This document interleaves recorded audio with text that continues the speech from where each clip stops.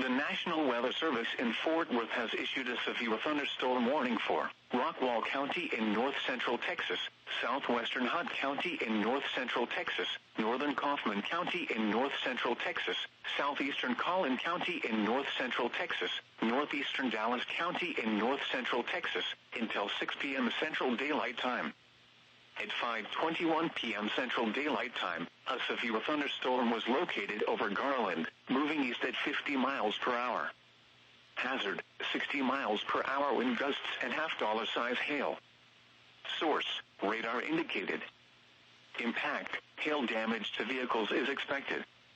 Expect wind damage to roofs, siding, and trees.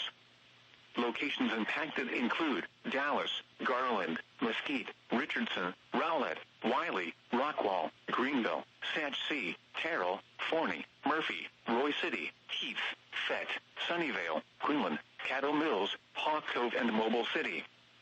This includes the following highways: Interstate 20 between mile markers 496 and 511.